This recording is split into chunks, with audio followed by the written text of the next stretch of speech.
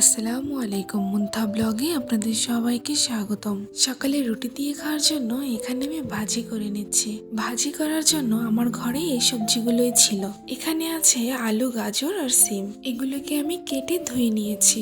এখন আমি ভাজিটা করে ফেলবো। ভাজি করার জন্য এখানে আমি তেলটা গরম করে পেঁয়াজ কুচি আর কাঁচামরিচ দিয়ে দিয়েছি।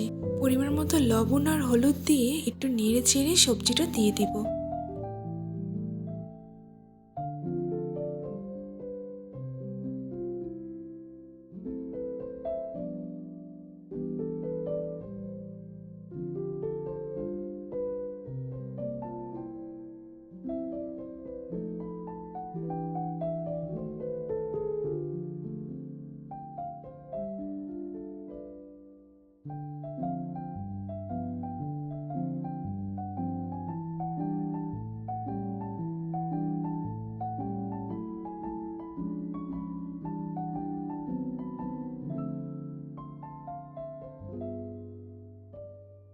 এখানে আমি ভাজি করছিলাম, অন্যদিকে আপু আমাকে রুটি বানিয়ে দিচ্ছিল।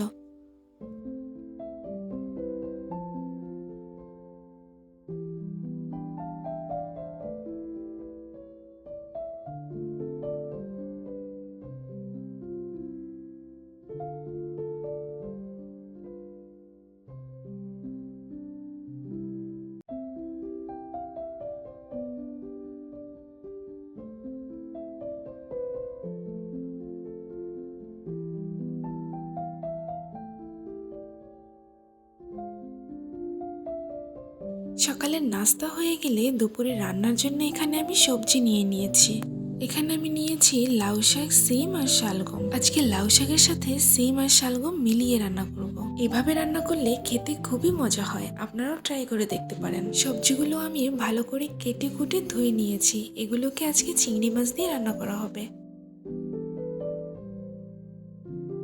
আমি আমার মেয়ের কাছে এসে দেখি ও একা একা খেলা করছে।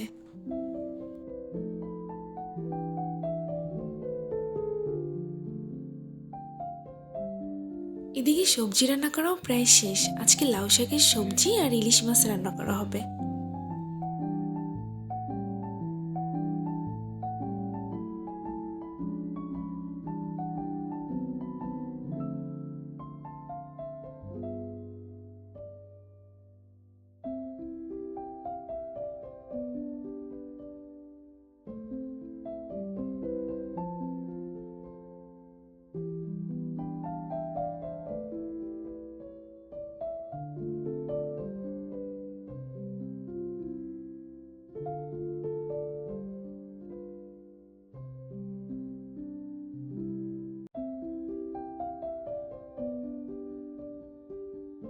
দুপুরের রান্না হয়ে গেলে আমরা সবাই একসাথে খেতে বসে গেলাম। সবজিটা কিন্তু খেতে অনেক মজা হয়েছিল।